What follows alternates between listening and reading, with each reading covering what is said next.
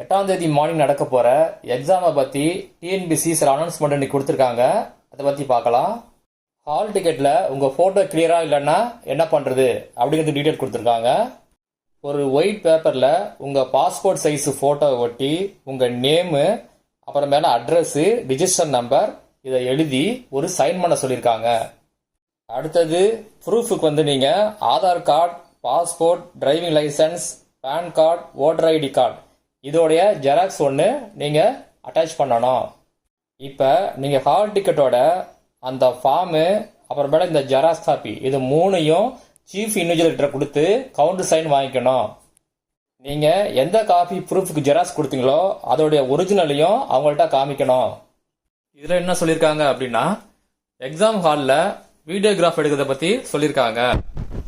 Exam ஹாலில் உங்கள் ஃபேஸையும் உங்கள் ரிஜிஸ்டர் நம்பரையும் கவர் பண்ணி வீடியோ எடுப்பாங்க.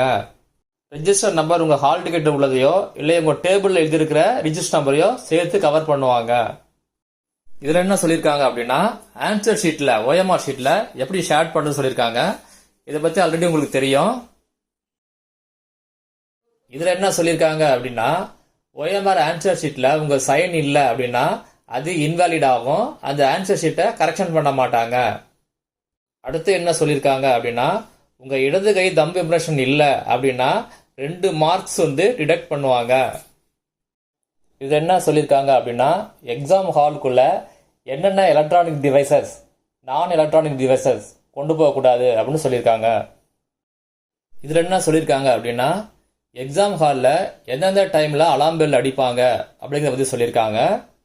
முதல்ல என்ன சொல்லியிருக்காங்க அப்படின்னா, எக்ஸாம் ஸ்டார்ட் ஆகிறதுக்கு முன்னாடி அடிக்கிறத பற்றி சொல்லியிருக்காங்க. அடுத்தது எக்ஸாம் ஸ்டார்ட் பண்ண பிறகு, அப்புறமேல எக்ஸாம் நடந்துகிட்டு இருக்கும்போது எப்படி பெல் அடிப்பாங்க அப்படிங்கிறத பற்றி சொல்லியிருக்காங்க. அடுத்தது எக்ஸாம் முடிஞ்ச பிறகு எப்படி பெல் அடிப்பாங்க அந்த டீட்டெயில் கொடுத்துருக்காங்க. 3 இயர்ஸ் டீபார்ட் பண்ணிடுவாங்க. உங்கள் ஆன்சர் ஷீட்டை கரெக்ஷன் பண்ண மாட்டாங்க. என்ன ரீசன் அப்படின்னு ஒரு 7 ரீசன் கொடுத்துருக்காங்க. உங்களை டீபார்ட் பண்ணுவாங்க, உங்கள் ஆன்சர் ஷீட்டை கரெக்ட் பண்ண மாட்டாங்க, உங்கள் மேலே கிரிமினல் ஆக்ஷன் எடுப்பாங்க. எந்த ரீசன் சொல்லி 2 ரீசன் சொல்லியிருக்காங்க.